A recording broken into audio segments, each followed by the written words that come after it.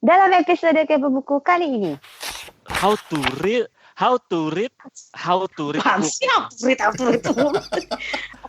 kan buku ini judulnya How to Read a Book. How to read a book. Kita harus punya guide lagi. How to read a book. Masuk fakultas kedokteran nggak mampu, Jack. Mahal. Dari situlah mereka merencanakan untuk merampok. Udah, jangan diterusin. Udah di situ aja ya. Jangan diterusin.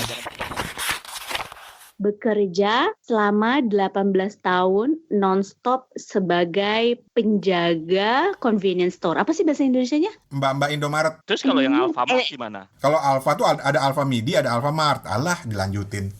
Nah, jadi selama 18 Kalau tahun. 7-Eleven udah tutup. Bye, udah nggak jadi, gue males.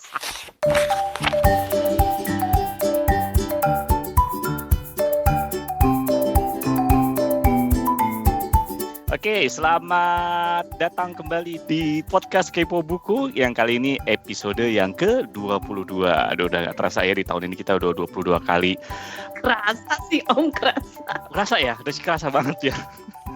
Kali ini seperti biasa ada host Kepo Buku yang sangat kita hormati, Bapak Rani Hafiz yang ada di Bangkok. Halo Om Rani. Selamat malam Bung Toto, apa kabar? Baik-baik saja. Sadihap. Sadikap. Dan yang kedua adalah ada Mbak kita yang cantik seperti biasa yang ada di Jakarta, Mbak Opat. Ya. Dek Opat. Dek apa Mbak? Dek. Opat tumbennya dibilang cantik, diem malah ya. Iya, dia biasa dia. Aku tuh soalnya udah biasa. Itu udah biasa banget. Biarin aja lah, kita iyain aja dah. Iya dah.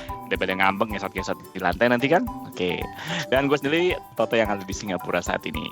Dan kita minus Steven kali ini. Steven kemana ya? Udah 2 kali gak ikut rekaman Prewed ya. Kali ini dia ada Ya Allah ya Tuhan, prewed terus. lama amat. Iya, Steven cepetan balik. Ditunggu sama penggemar-penggemarnya, udah banyak yang nanya nih, Om Steven mana, Mas Steven mana, Ko Steven mana, Bang Steven mana, tuh banyak banget. Oke, di episode ke-22 ini kita bakal kembali ke khitah kita, yaitu mereview buku-buku. Bukan begitu, Bang Rani dan Mbak Opat? Bukan. Ya. Gak kompak. Oke, jadi kita bakalan review buku yang saat ini udah selesai kita baca. Alhamdulillah gue sendiri udah nyelesain 1 buah buku yang udah selesai gue baca. Rane kayaknya udah selesai juga. Udah lama selesainya, tapi berapa kali dibaca mungkin demi tanggung jawab moralnya untuk menyampaikannya kali ini. Opat juga udah punya ya. Jadi kita bakal ngulas buku yang agak panjang dan lebar kali ini gitu. Coba jangan ngomong-ngomong lebar ya. Oh ya, kalau ngomong-ngomong lebar nanti kita juga bakal ada quiz. Nah, hadiahnya 2 buku, bukunya apa nanti, pertanyaannya apa nanti, tapi ada hubungannya dengan lebar. Jadi lu Kok ada hubungannya sama lebar? Gue baru tahu. Kayaknya kita nggak sepakat itu deh. kan suka-suka gua. Gua kan yang ngasih bukunya. Opat nanti yang bakal ngebeliin. Nah, ya kan? Terus Steven yang bakal ngasih logistiknya. Lu yang bakal nilai benar atau salah. Ya pertanyaannya yang lu tahu jawabannya kan? Oh iya. Karena gue cuma ngasih pertanyaan. Nah, misalnya lebar celana lu berapa, kan cuma lu yang tahu. Lu beneran itu gua hajar lu toh. Istrinya tahu. Maaf ya, kuis ini tidak berlaku untuk kelompok Kepo Buku dan anggota keluarga. Jadi istri gua nggak boleh, anak Nggak gua nggak boleh, istrinya Toto nggak boleh, pacarnya Steven nggak boleh, Gak boleh. pacarnya Opat nggak. Pacarnya Opat siapa? Ya, nanti kita sebutkan. Tahu aja. Oke. Siap.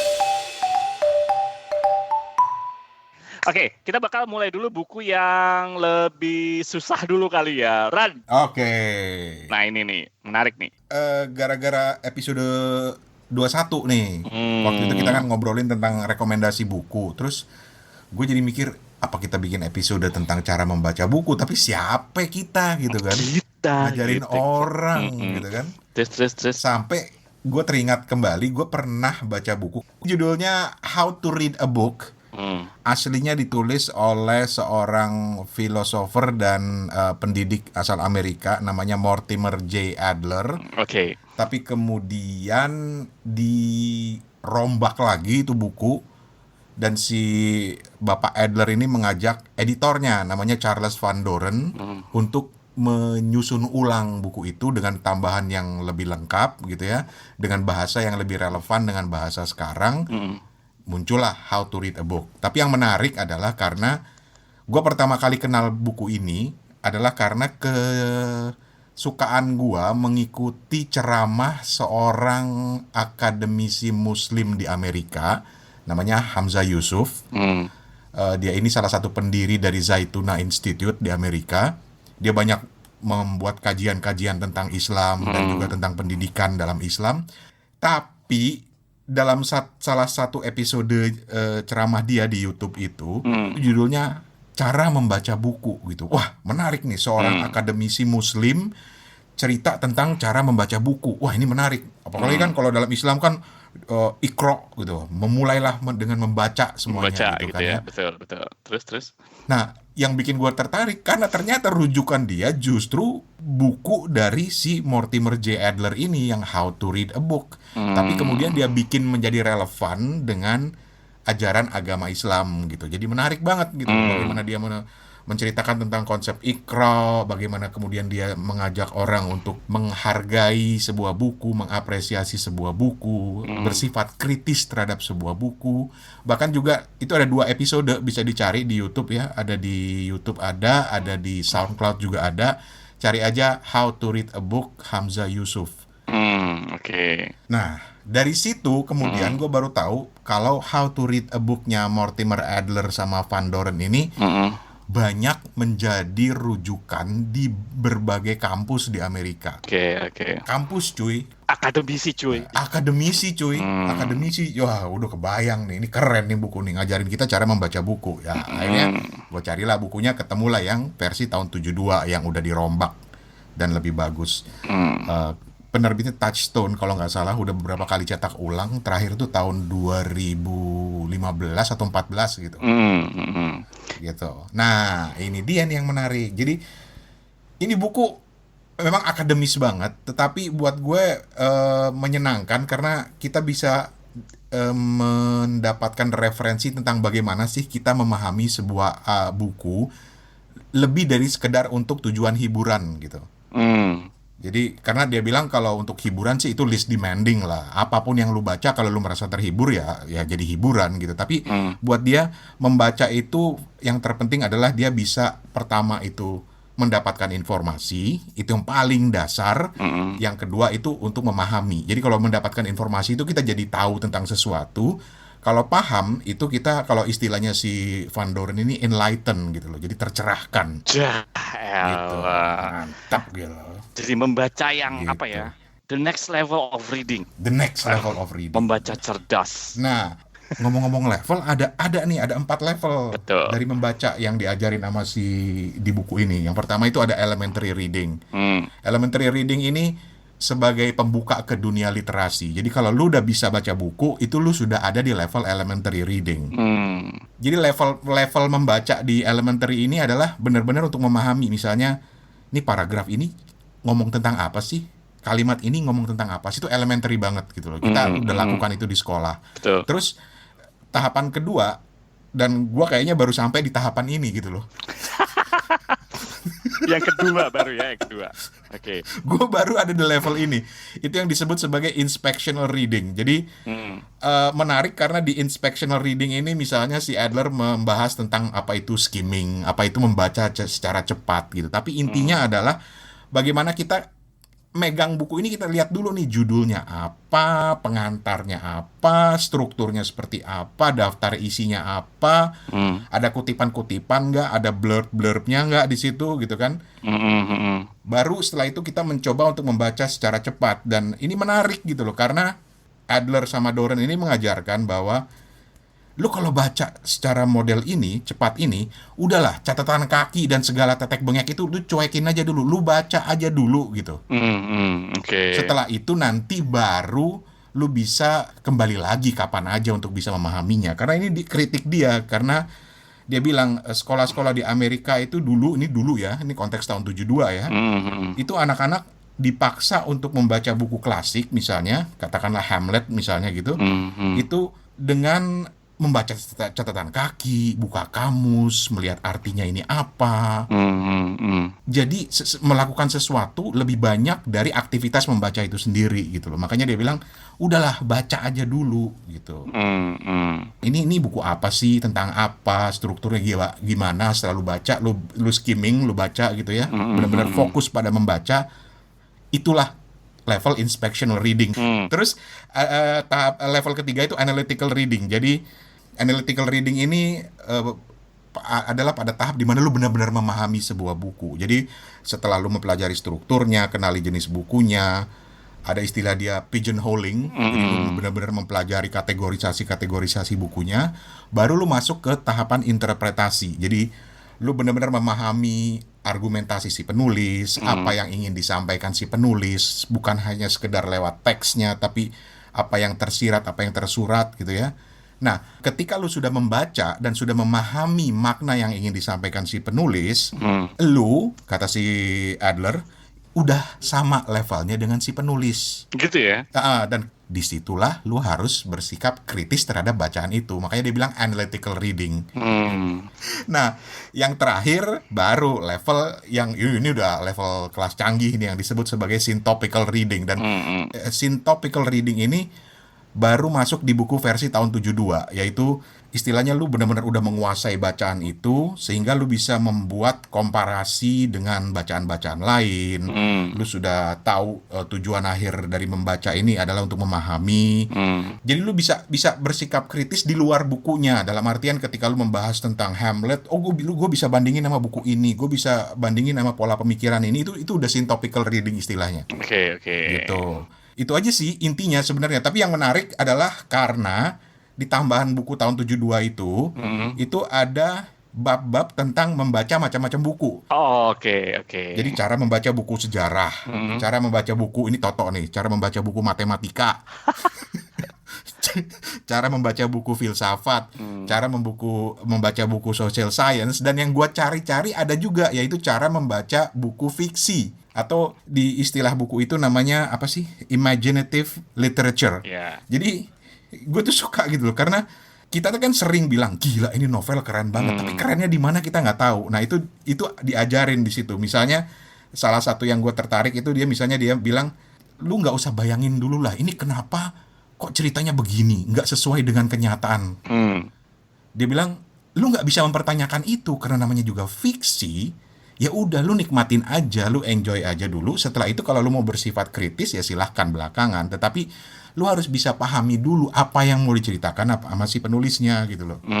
Oke. Jadi jangan gunakan standar lu untuk mengkritik itu pada saat lu tahap membaca, karena lu akan putus di tengah jalan kalau lu gunakan itu gitu loh. Jadi intinya sih dari semua itu, gue cuma bilang bahwa ini nggak adil sebenarnya kita ngebahas ini dalam 10 menit, karena ini buku ini lu benar-benar diajarin point to point bagaimana cara mengapresiasinya. Tapi intinya buat gue ini memberikan kita sebuah acuan untuk membantu memahami sebuah buku gitu loh. Dan kalau mengutip istilahnya Stephen, ini wajib baca seumur hidup sekali aja paling nggak. Karena Stephen kan selalu bilang gitu. Iya, kalau Stephen selalu bilang gitu ya. Tapi kalau menurut gue di buku ini berat banget sih emang, kalau lu bilang sampai tadi lu bilang bahwa itu buku dalam tanda kutip ya filsafat membaca kali gitu ya. Kalau orang di luar appendix paling enggak nih ada 300-an halaman gitu ya. Appendixnya sendiri ada reading list. Waktu itu gue pernah lihat baca ada reading listnya, nih bagus juga ya kalau gue suatu ketika bisa menghabiskan reading list ini untuk dibaca satu persatu. Nah itu diikuti nama Hamzah Yusuf. Jadi gitu? dia mengikuti beberapa reading listnya si Mortimer Adler ini. Bahkan kemudian Hamzah Yusuf mengeluarkan reading list versi dia, buku-buku yang wajib dibaca gitu loh. Oke. Jadi keren gitu loh. Dan iya sih, wajar kalau ini diperkenalkan di kampus-kampus di Amerika, dan gua ngebayangin entah ini diterjemahkan ke bahasa Indonesia atau ada orang Indonesia yang capable gitu, yang qualified untuk bikin buku serupa. Kebanyakan yang gue lihat di toko-toko buku Indonesia atau buku bahasa Indonesia kebanyakan adalah bagaimana membaca cepat, bagaimana membaca kilat, itu banyak banget gitu ya. Ada ingat kan dulu quantum reading? Oh iya, quantum reading itu Quantum reading. Dulu penerbitnya Mizan ya. Siapa yang ini? Hernowo ya. Hernowo, iya benar. Hernowo kan. Padahal kalau gue pikir-pikir membaca cepat itu hanya salah satu aja gitu dan nggak selalu harus membaca cepat kan sebenarnya gitu kan. Kalau ngikutin buku ini, jadi ya benar sih kata lo tadi. Kayaknya kalau buat anda semua yang sudah rajin membaca, lo cari deh buku ini. Memang recommended banget ini. Ini buku klasik yang harus lo baca. Kalau gue bilang sekali seumur hidup nggak bisa. Lo nggak bisa baca buku ini sekali seumur hidup. Jangan-jangan kita butuh buku how to read Apaan book. sih how to read? How to read. Nggak, kan buku ini judulnya gini. Kan buku ini judulnya How to Read a Book. How to read a book. Kita harus punya guide lagi how to read How to read a book. Gitu. Atau how to read a book. Jadi banyak banget ya. Tapi gue mengikuti petunjuk ini akhirnya. Jadi gue membaca pertama, baru setelah itu yang kedua kalinya, kira-kira beberapa tahun lalu, gue baca dengan teknik di level analytical reading. Inspectional reading. Yang benar-benar gue baca aja dulu. Baru setelah itu gue dalamin, dan ketika gue mendalami ya gue baru sampai di tahapan inspectional reading, gue baru bisa mengenali. Tapi apa? Kata Frank Zappa, so many books, so little time. Tapi hati-hati ya, so many books, so little time itu, ini mungkin bahasan yang lain lagi gitu ya. Kita hati-hati dengan information overload gitu. Ya, jangan-jangan kita memang harus selektif gitu. Betul. Baca buku. Betul. Gitu. Terus ada satu yang gue ini ternyata lu tuh kalau ketika melihat buku gitu ya, excerpt yang ada di belakang atau apa ya ibaratnya marketing yang ada di belakang buku ya, di punggung buku itu ada berguna banget gitu ya. Even lu ke toko buku tapi toko bukunya masih pelit banget gitu, misalnya masih di sampul plastik ya, lu dengan lihat belakang punggung buku sebenarnya lu bisa tahu buku itu apa kan gitu kan, bener nggak sih? Benar. Jadi lu ketika ya itu harus banget gitu, dan kadang-kadang kalau kita nggak tahu buat apa sih, kita kadang-kadang ngelewatin, padahal itu penting banget gitu. Dulu juga kita selalu ngelihat bahwa daftar isi itu mungkin buat kita hanya menemukan halaman tertentu gitu, enggak, itu struktur buku sebenarnya kan, jadi kita tahu kira-kira isinya apa aja sih kayak gitu misalnya. Betul. Dan kalau ngomong-ngomong soal buku, gue jadi ingat ada temen gue yang punya kebiasaan aneh yang kadang-kadang gue ikutin juga sih. Dia kalau ke toko buku tuh, Apa tuh? jadi dia tuh selalu bilang gini, kalau lu fokus, lu bisa mendengar buku itu memanggil lu. Anjir. Apa coba?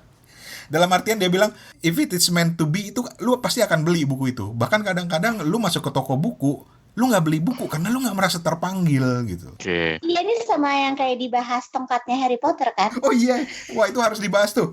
Ambu. Kenapa Ambu? Jadi, ntar gue cariin dulu. Ini menarik nih sebagai penutup bahasan yang ini nih.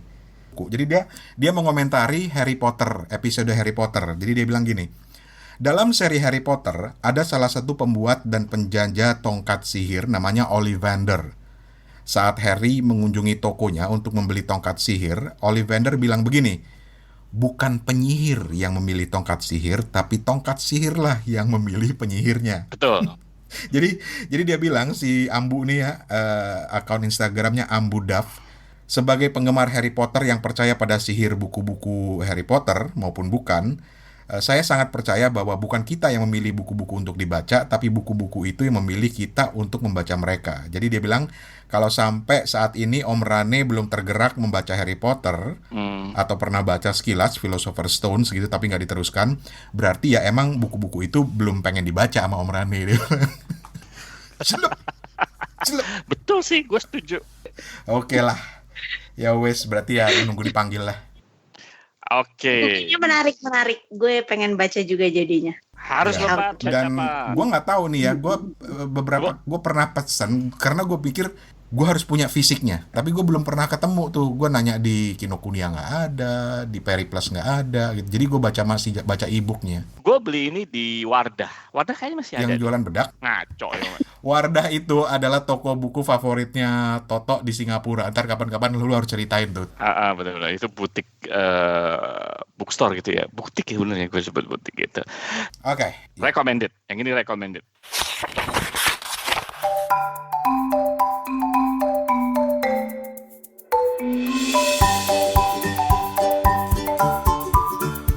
Oke, kali ini gue baca novel berbahasa Indonesia karangan Andrea Hirata. Weh, Toto baca Andrea Hirata. Gue maaf ya Bang Andrea, ini sebenarnya secara nggak sengaja saya waktu itu jalan-jalan ke Batam gitu kan ya, dari Singapura gitu, terus ke toko buku Gramedia, terus lihat Andrea Hirata ada novel baru nih gitu, judulnya Orang-Orang Biasa, terus gue beli, terus ya baru belakang ini dibaca dan 2 hari habis gitu. 2 hari. 2 hari. Berapa halaman emang Om?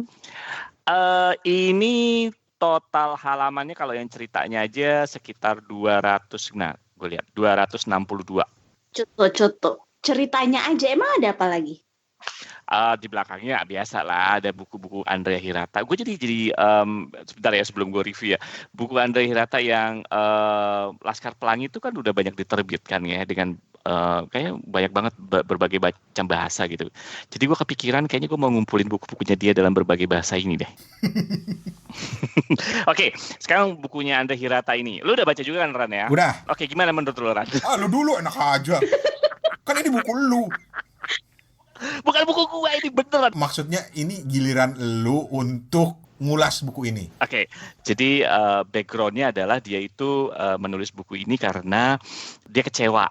Dulu dia pernah membantu orang gitu untuk memperjuangkan seorang anak untuk masuk ke sebuah fakultas kedokteran, tapi ternyata gagal, bukan karena gagal nggak masuk, diterima, tapi ternyata gagal karena tidak mampu membayar uang kuliahnya, uang muka kuliahnya gitu. Jadi itulah background dia ngarang cerita Orang-Orang Biasa ini gitu.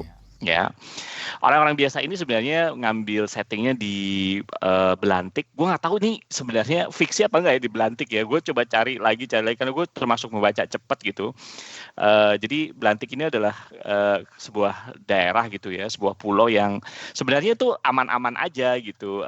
Jadi daerah yang biasa-biasa aja, penduduk-penduduknya juga baik-baik aja gitu ya. Karena scene ini dibuka oleh bab pertama itu bab kota yang naif. Nah, ngomongnya udah gitu. Jadi dia Andrea Hirata tuh menggambarkan kota Belantik itu kota yang jauh dari hiruk pikuk, bahkan angka kriminalitas tuh nggak ada. Dibuka sama siapa? Inspektur Abdul Rojali ya.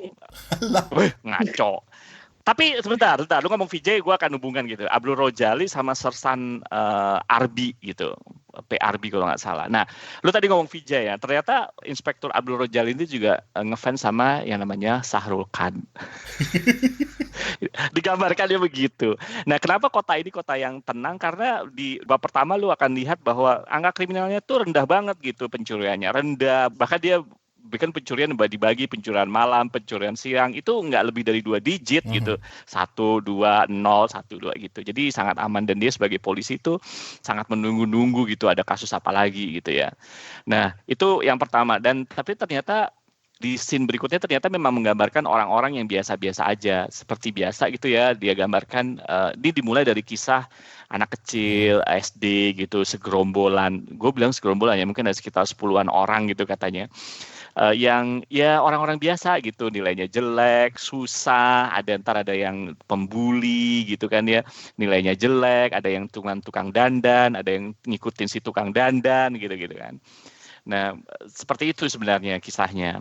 Nah, kemudian mereka beranjak dewasa, masih sebagai orang-orang biasa aja, kalau boleh dibilang bukan orang-orang yang sukses. Lu akan lihat cerita-cerita lucunya.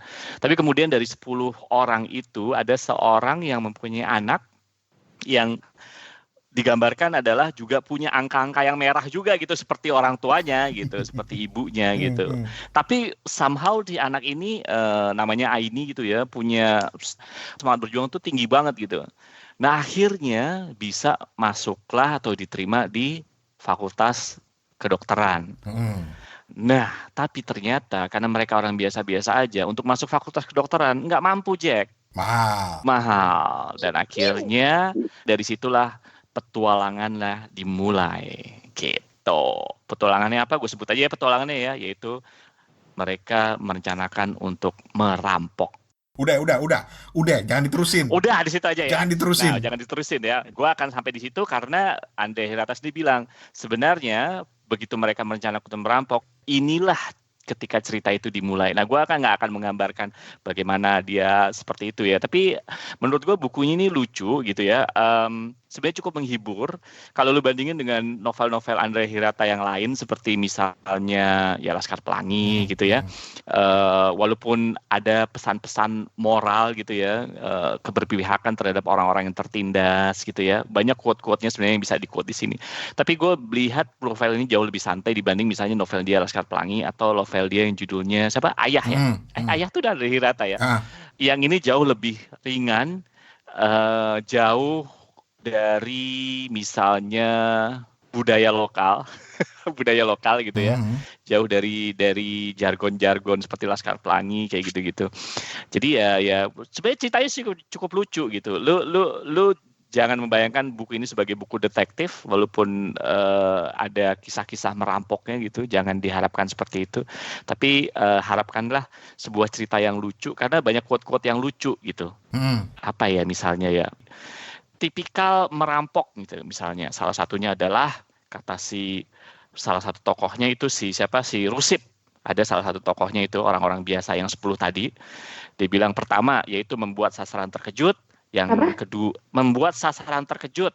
Kalau lo mau merampok bank tuh menurut dia. Karena seorang ini nggak ngerti cara merampok bank itu. Kedua harus menunjukkan kekuatan gitu. Dan yang terakhir adalah kesimpulan. Udah gitu. Nah, gue akan serius dia bilang gitu ya. Terakhir kesimpulan. Kenapa dia bilang kesimpulan? Lu baca sendiri ya novelnya. Menurut gue sih ya lucu-lucu aja sih gitu. Dinikmatin aja gitu. Bahkan gue menggambarkan kalau buku ini dibuat film mungkin cukup menghibur kali ya. Lucunya. Gitu. Banget. Dan gue gak nyangka Andrea Hirata bisa ngarang selucu ini sih menurut gue. Cukup menghibur gitu. Makanya gue agak pesimis ketika gue mencoba menghabiskan buku ini dalam 2 hari gitu. Ternyata bisa karena memang cukup nyantai gitu. Walaupun setelah ini mungkin gue akan baca lebih dalam lagi. Dengan mengaplikasikan tadi how to read a literature, how to read a book. Gitu. Ran, kalau lu kesan lu apa, Ran? Yang pertama ini mengingatkan gue sama film Ocean's 11. Oh, setuju. Iya kan? Walaupun mungkin tidak sedetail Ocean's 11 ya. Nggak secanggih itu juga gitu. Malah gue bilang ini Ocean's 11 for Dummies. Bener-bener on banget gitu loh si pelaku perampokannya gitu ya.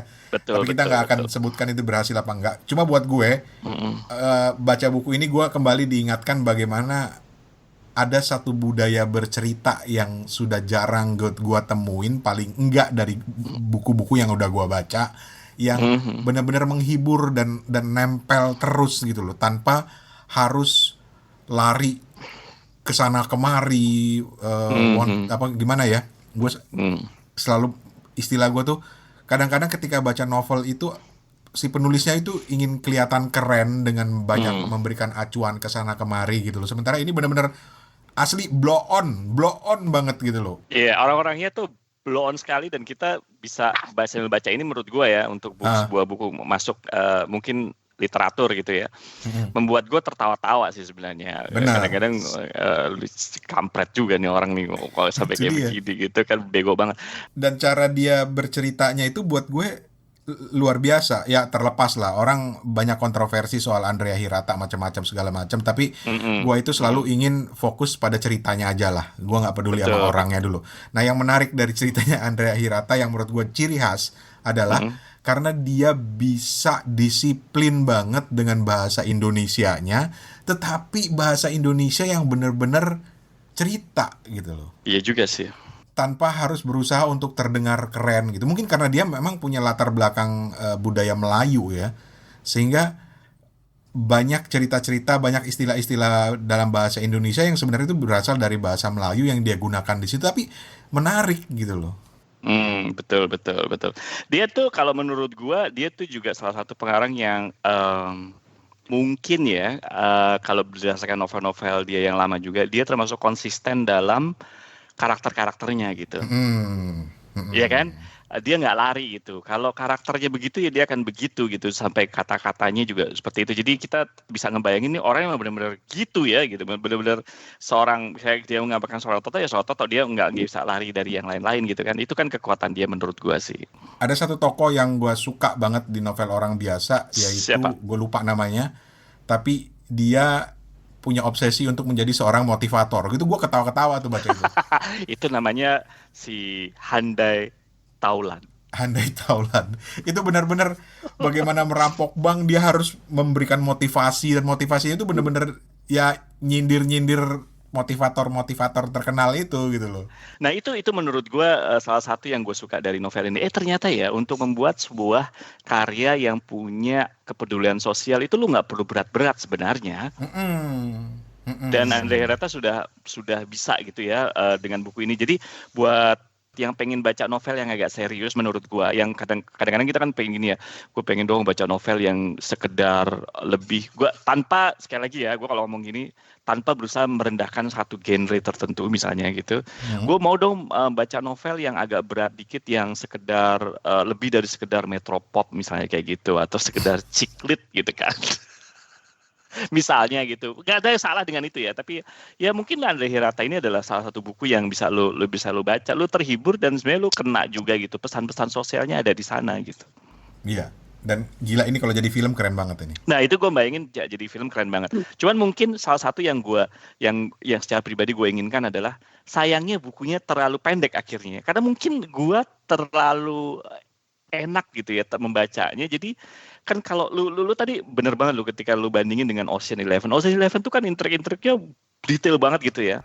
Nah gue tinggal membayangin seandainya Andre Hirata mau lebih berpanjang-panjang untuk urusan merampoknya, dari mulai perencanaannya lebih lama lagi gitu ya, misalnya agak lebih panjang gitu, mungkin lebih lucu lagi gitu. Bisa jadi ya, gue nggak tahu juga, atau mungkin jadi bosan ya nggak tahu. Tapi gue rasa sih nggak dengan cara dia. Mungkin yang menjadi agak lebih lama ketika ya introduction-nya gitu. Introduction kenapa ada orang itu yang mungkin agak lebih lama. Buat gue itu bagian itu agak terlalu lama, karena itu mulai dari masa kecilnya si tokoh gitu loh, itu kepanjangan buat gue. Tapi ya memang perlu kali untuk meletakkan dasar pemahaman kita. Betul, karena inilah orang biasa gitu kan. Kalau mereka langsung mungkin ke arah yang perampokannya mungkin jadi kehilangan ininya ya, kehilangan nyawanya gitu, kehilangan backgroundnya gitu. Menarik.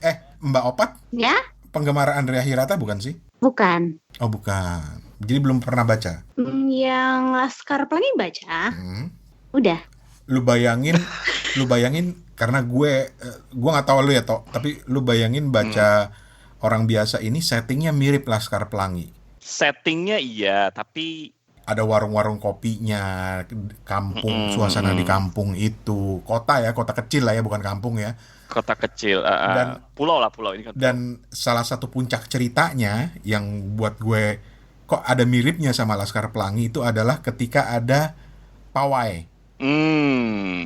Di Laskar Pelangi ada kan pawai itu kan? Ada. Di orang biasa juga ada pawai itu dan itu menjadi salah satu bagian dari puncak cerita itu. Betul. Itu Mbak Opat. Coba Mbak Opat nanti baca. Belum minat sih. Kenapa? Ini menarik nih. Ini bagian dari syntopical reading nih. Karena gue lebih tertarik pada buku yang lain, buku pengarang lain. Oke. Yang itu sweet. Dia, ya yang itulah. Ya itulah pokoknya itulah. Yang itulah. Perlu dibaca kalau menurut gua. Perlu dibaca. Dan gue terus terang ya, setelah gue kecewa membaca kelanjutan Laskar Pelangi, gue kecewa gitu loh. Kenapa?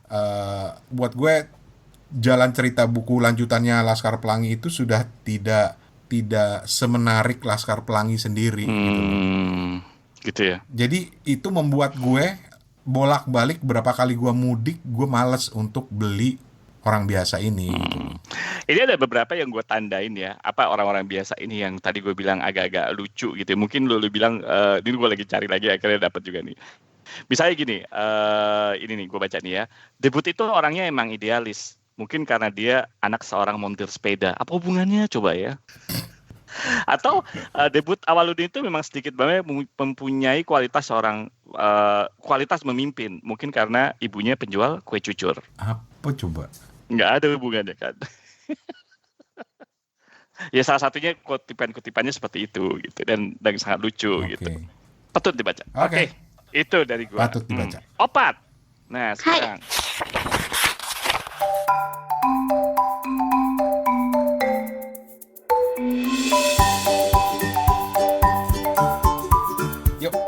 Pat. Sekarang lo Oi. baca buku apa? Ini udah gue baca beberapa bulan lalu sih. Terus, Oke. Udah komplit. Sudah komplit lama. Dan jadi kayak salah satu buku yang gue beli, dateng gue baca kelar langsung gitu. Karena emang udah pengen banget buku ini. Terus akhirnya baru kesempatan membeli saat itulah gitu. Pengarangnya namanya Sayaka Murata. Ini adalah novel dari Jepang. Gue belum ada ya, kalau nggak salah versi Indonesianya belum ada. Biasa aja kali. Bahasa Jepang. Enggak, bahasa Inggris. Gue baca bahasa Inggris. Diterjemahkan sama Ginny Tapley Takemori. Judulnya adalah Convenience Store Woman. Oke. Wanita Indomaret enggak? Wanita Indomaret. Alfamart kalian. Lucunya ini, jadi bahasa Jepangnya itu kan kombini ningen ya. Ningen itu padahal artinya bukan woman, ningen itu human. Jadi sangat menarik sekali kenapa dibilangnya convenience store woman gitu. Dan kalau di bukunya kan suka ada komentar-komentar dari apa sih kayak orang-orang terkenal atau pengarang-pengarang lainnya kan. Dan yang di belakang itu, yang di punggung buku itu, yang komentar tuh wanita-wanita gitu. Jadi gue benar-benar penasaran. Oh kok ini yang komentar semuanya cewek ya? Terus pas gue lihat judul aslinya, oh ningen ya, bukan, gue kira kombini onna gitu kayak apa gitu. Jadi anyway, gue pernah ngomong sama temen gue, sebelah wah ini menarik nih. Lo nyanyi dong atuannya. Apa tuh? Woman, I Kumat. can hardly. Oh ya. Kumatnya sesuai umur. Gak tahu itu apa. Ya Allah. John Lennon. Anyway, Convenience Store Woman ini buku baru termasuknya, terbit pertamanya 2016, baru diterjemahkan ke bahasa Inggris 2018. Jadi masih lumayan fresh ya. Tokoh utamanya namanya adalah Keiko Furukura. Ya, Keiko Furukura, Furukura-san.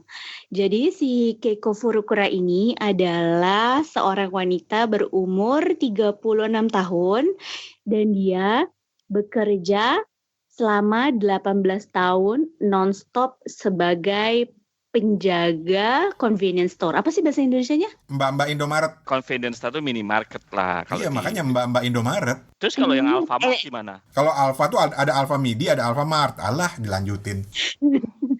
Lanjut. Nah, jadi selama 18 Kalau tahun. 7-Eleven udah tutup. Bye, udah nggak jadi, gue males. Oh, tuh. Lanjut. Keiko. Anyway, dia bekerja di Smile Mart namanya. Di salah satu kombini itu convenience store ya. Pelafalan bahasa Jepangnya kalau buat teman-teman yang nggak tahu, kita bilangnya kombini aja enakan. Di salah satu kombini di luar salah satu stasiun di namanya Hiromachi Station. Nah, setelah dia mulai masuk universitas, pas dia mulai ngampus, ada tuh lowongan kerja baru banget si Smile Mart ini buka. Ya udah, intinya abis itu dia masuk ke situ dan bekerja selama 18 tahun sebagai, kalau di sana kan nggak mesti jadi full time pekerja purna waktu kan. Nah, jadi selama 18 tahun ini si Furukura-san kerjanya udah itu doang. Kamu bisa bayangin gak Om? Lu kerja 18 tahun di misalnya di Indomaret. Udah itu doang. Tahun gak kerja apa-apa lagi. Terus? Ya, ini menarik sekali kalau misalnya kalau kita mikir gila ya dia 18 tahun kerja di situ, bukan kantor, cuma freelance tuh gimana gitu. Ternyata memang ada suatu dalam tanda kutip keanehan gini sama si Furukura ini. Jadi dia itu pendiam dan gimana ya? Sebenarnya ini spoiler atau bukan ya? Jadi dia itu kalau menurut lo kenapa orang bisa bekerja bertahan 18 tahun seperti itu, kenapa Om? Males. Terus? Nggak pengen tantangan lagi, udah yang penting kerja aja. I see. Kalau Om Toto? Ya gitu dah. Males. Iya bener, males, nyaman gitu kan. udah di comfort zone gitu kan. Comfort Mungkin zone gitu kan. kombini di Jepang gajinya juga gede kali kan. Cukup Ya, lah gitu cukup lah, kan maksudnya. cukup untuk biaya hidup ya. Novel kayak gini tuh sebenarnya salah satu zona nyamanku banget ini. Novel-novel yang mempertanyakan kenapa seseorang bisa melakukan itu. Jadi backgroundnya memang kondisi dirinya dia, dalam tanda kutip kejiwaannya dia tuh memang mungkin agak berbeda dengan apa yang masyarakat inginkan atau pikirkan. Jadi memang dia tuh kayak udah aneh. Ya pokoknya dia kelakuannya udah aneh dari kecil lah gitu. Dan dengan dia bekerja di convenience store, dengan dia bekerja di kombini, justru jadi gini, kalau di Jepang itu pelayanan, service kepada customer, bahkan di retail sekelas kombini pun sangat strict sekali gitu. Bahkan mereka itu kayak ada rule-nya tersendiri gitu. Nah, dengan bekerja di suatu kombini, itu tuh justru si Furukura ini mendapatkan rules. Jadi kayak masyarakat tuh kan sudah menganggap dia tuh kayak aneh, beda dengan yang diinginkan masyarakat pada umumnya.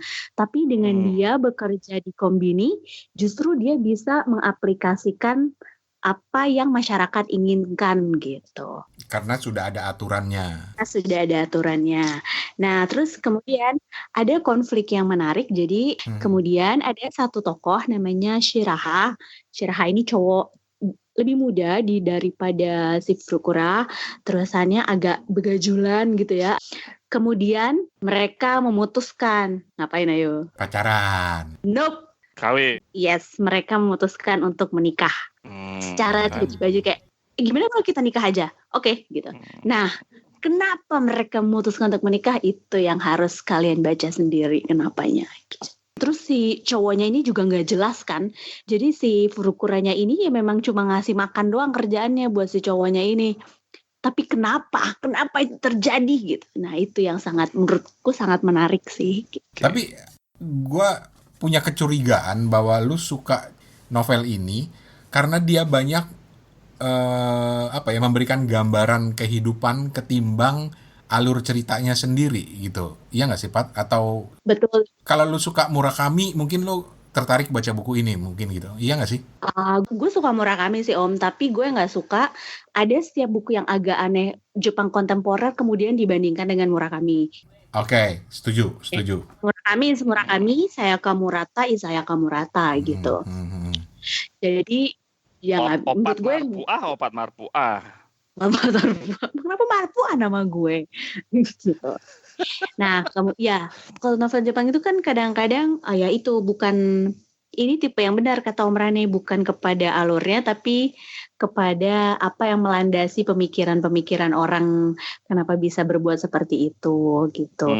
Terus tokoh-tokoh yang lonely, yang sendiri, yang banyak merenung itu gue suka tipe-tipe yang kayak gitu. Dan ini jadi gue tuh pernah kerja di retail Jepang ya. Dan waktu gue rekomen ini pun ke teman gue yang kerja di retail tuh kayak yang kita tuh yang ketawa bener banget nih gitu. Lucu. Jadi apa ya kalau bahasa Jepang itu natsukashi itu apa ya? Mengingatkan natsukashi na. Jadi gue bukan orang di depan layar sih memang. Cuma tapi gue tetap tahu di depan layarnya tuh mereka ngapain aja sih para pegawai ini, dan misalnya ada persiapan gini, terus bagaimana harus menyapa customer, bagaimana ini gitu. Kalau di toko kebetulan gue di Indonesia sih, nggak di sana. Kalau di tempat gue dulu, jadi memang ada SOP-nya ya pasti ya, semua kantor ada SOP-nya. Dan ya karena sama-sama Jepang jadi lebih ke mirip ini ya gini gitu. Tapi kalau gue dengar cerita orang tentang sebuah buku fiksi yang selalu tertarik gue pengen tahu itu adalah konfliknya itu di seputar apa sih gitu loh. Siapakah protagonisnya, siapa antagonisnya kan, karena gue mengasumsikan semua novel ada protagonis, antagonis, ada konflik gitu. Sih. Jadi kalau protagonisnya otomatis si Furukura sangnya ini. Kalau antagonis, kalau gue nangkapnya adalah kayak lawannya ya. Gue nggak menganggap ada lawannya di sini karena dia sedang bercerita tentang kehidupannya. Mungkin si suami atau calon suaminya atau suaminya ini agak-agak badung gitu, tapi dia bukan antagonis, like he's just a part of her gitu. Dan konfliknya adalah kita jadi tahu apa alasannya si Furukura ini kerja selama 18 tahun. Terus bagaimana dia harus akhirnya mungkin di usia 36 dia ada titik meltdown dan menyadari bahwa dia sudah tahu kayak masyarakat tidak menerima dia menerima dia, tapi ada titik dia akhirnya berusaha ingin menembus itu gitu kan. Mungkin 18 tahun ini dia ya udahlah emang dia nggak nerima gue, ya udah gue kayak gini, gue nggak diterima, selesai. Cuma kemudian dengan datangnya si tokoh cowoknya ini dan mereka memutuskan untuk menikah, nah kehidupan apa, kan mereka tinggal bareng nih. Tapi tinggal barengnya pun juga aneh karena kedua-duanya tuh juga aneh. Jadi bukan layaknya kohabitasi. Anjir, kohabitasi. Apa tuh kohabitasi? Apa sih tinggal bersama? Kok bener kohabitasi kan? Iya bener. Emang itu bahasanya bener ya? Gue baru tahu ada bahasa cohabitation. Iya. Terus. Maksud gue kalau misalnya orang memutuskan ada kohabitasi nih, gue cari beneran. Oh, ya dicari beneran. Woi, dipanjang-panjangin lagi. Kan Om Toto nanya, ya udah. Jadi karena mereka bukan pasangan dalam tanda kutip normal, hidup kohabitasi mereka pun tidak normal gitu. Jadi kenapa bisa terjadi hal-hal seperti itu yang menariknya sih. Ini koreksi gue kalau gue salah ya, Pat ya. Tapi novel-novel Jepang itu, terutama yang novel-novel apa sih istilahnya zaman sekarang gitu ya, novel-novel baru itu banyak menggambarkan kontemporer itu banyak menggambarkan suasana masyarakat, kehidupan masyarakat di Jepang, dan itu menarik karena Jepang itu buat gue pribadi adalah planet lain yang pola hidupnya beda, orang-orangnya beda gitu, terus banyak permasalahan sosial yang jarang ditemuin di negara lain. Mungkin juga jangan-jangan ini ada hubungannya dengan angka pernikahan di Jepang yang rendah kan, karena setahu gue lebih dari 70% orang di Jepang itu memilih untuk tidak menikah, misalnya seperti itu. Jadi itu mungkin menarik untuk melihat gambaran sebuah masyarakat yang unik seperti di Jepang itu. Iya nggak sih? Gitu nggak sih? Gue kan belum baca bukunya, Pak. Memang masyarakat Jepang memutuskan banyak yang untuk tidak menikah, tapi perlu disadari juga bahwa banyak juga nih orang-orang yang memutuskan untuk menikah karena di salah satu permasalahan yang bikin dia tidak normal, justru permasalahannya sama nih kayak di Indonesia. Oh, lo umur sekian, lo masih kerjanya kayak gini, lo belum nikah, lo kagak punya anak. Terus kayak sempat ditanya, emang lo gak pengen punya anak, yang kayak gitu. Terus bahkan saat mereka berkohabitasi, si Furukura-san dan pasangannya ini, lo kok bisa sih tinggal sama orang yang kayak gini gitu. Walaupun maksudnya setahu gue kohabitasi biasa aja ya kalau di Jepang ya. Nah, dia kan aneh ya. Terus pas dia akhirnya bilang, oh ini gue punya pacar nih gitu. Terus orang-orang tuh yang bahagia gitu. Oh oke, selamat ya. Oh akhirnya lo punya ini ya, lo bisa kayak jatuh cinta juga gitu-gitu. Jadi ya pada dasarnya ya berbeda, tapi ya nggak beda-beda juga sih. Gitu. Oh, gue kira berbeda tetapi tetap satu jua. Halah. Gue lagi bayangin Opat tuh kayaknya suka banget ya baca novel-novel Jepang ya, Pat ya. Iya ya, gue termasuk yang suka sih. Atau jangan-jangan lu suka tipe-tipe novel yang lebih menggambarkan satu masyarakat sekitar situ, terutama Jepang ya. Atau jangan-jangan pergolakan yang ada di dalam si tokohnya sendiri ketimbang ceritanya misalnya. Kalau novel itu memang mencari yang relatable. Oke. Tidak mesti semua bagian, cuma ada beberapa yang ini nih gue banget gitu. Kayak gitu. Jadi ya mungkin salah satunya karena Opat pernah jadi mbak-mbak Indomaret gitu ya. Bukan mbak Indomaret. Oh ya, terus Om, gue tuh punya kebiasaan agak jelek. Gue gak tahu jelek apa enggak ya. Kalau Om Rane kan suka skimming, lihat buku gitu kan ya. Hmm. Gue bahkan gak mau baca premisnya. Jadi bener-bener pure nyemplung langsung gitu ya. Iya, jadi kayak jadi selain saya Kamurata, belakangan ini gue juga lagi suka sama satu penulis Jepang, namanya Hiromi Kawakami. Si Hiromi Kawakami ini udah ngeluarin, gue baru baca 2 bukunya sih, dan itu gue nggak tahu itu ceritanya apa gitu. Jadi kayak ini menarik nih, gue kayaknya seru, lucu, ya udah gue baca, dan ternyata gue suka gitu. Oke. Dan gue gara-gara tahu novel ini dari Opat gitu, gue penasaran, belum beli sih, tapi gue penasaran cari-cari informasi, dan ternyata ini peraih Akutagawa Prize ya. Apa itu? Penghargaan literatur tertinggi di Jepang gitu, Akutagawa gitu. Dan yang juga tidak kalah menarik buat gue setelah gue coba-coba googling, bahwa ternyata si penulisnya, si siapa namanya, saya Kamurata ini juga seorang mbak-mbak Indomaret gitu. Ini jadi Indomaret sih, tapi dia kerja di convenience store gitu loh. Jangan ini sebenarnya kisah cerita hidupnya sendiri. Jangan. Enggak ya. Sih. Yang lain. Ngomong-ngomong, Mas Andri nggak mau nerjemahin? Iya nih, penerbit Haru. Apakah tidak tertarik menerjemahkan? Tapi ini udah 2008, masih termasuk baru ya, 2018 ya. Baru banget.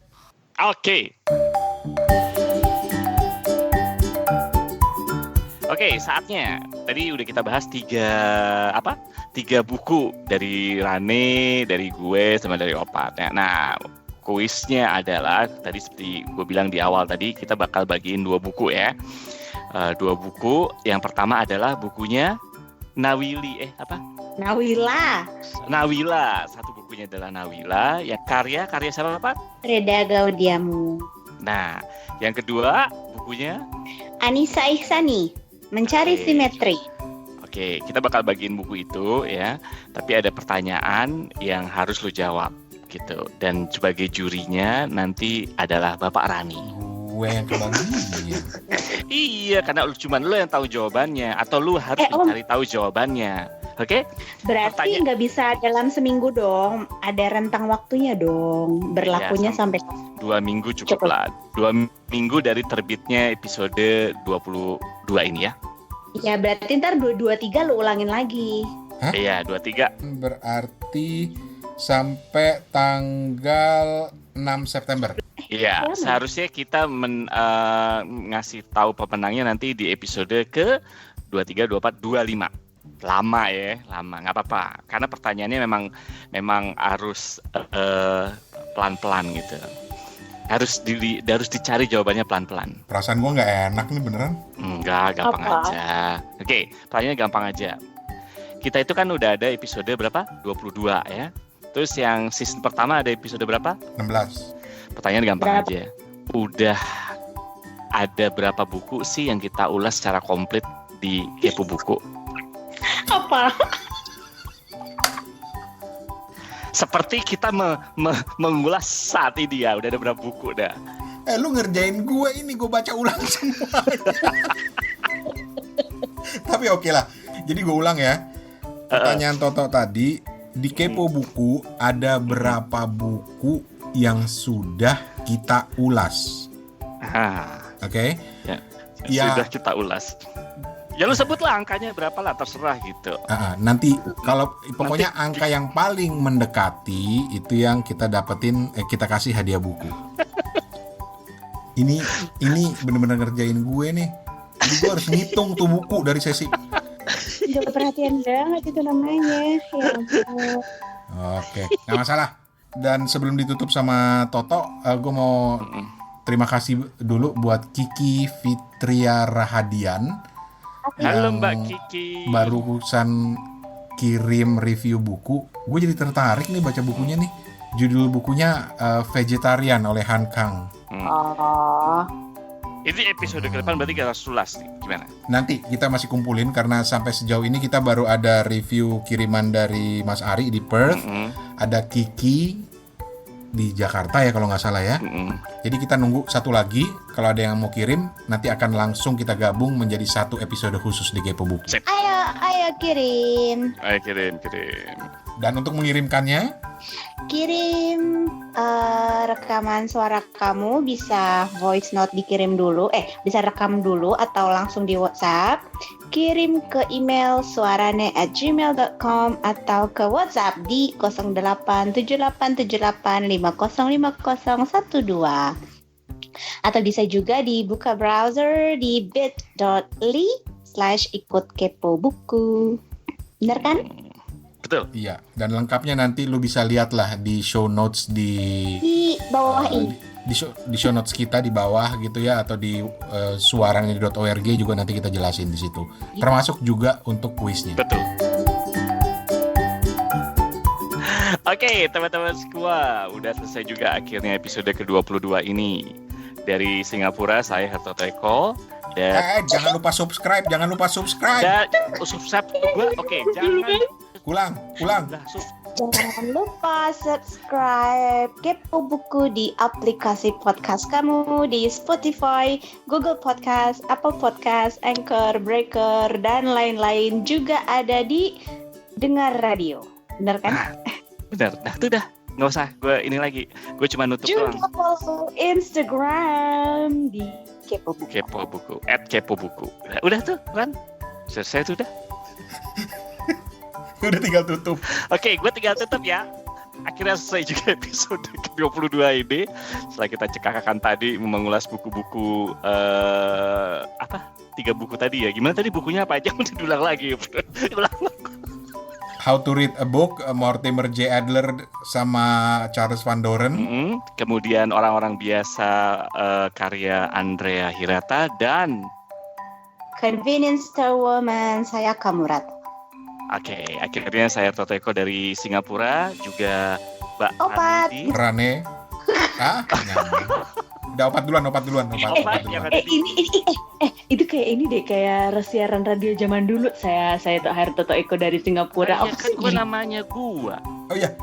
Gua. Jadi Yang nutup. saya Hertoto, terus saya Opat nyebut gue, terus nanti sampai jumpanya kita bareng-bareng gitu. Mesti lupa. Udah gue tutup. Lu kebanyakan cerewet, lu nutup episode ke-22 aja lama banget. Udah, gue capek. Pokoknya jangan lupa tetap dengerin Kepo Buku. Dah. Bye.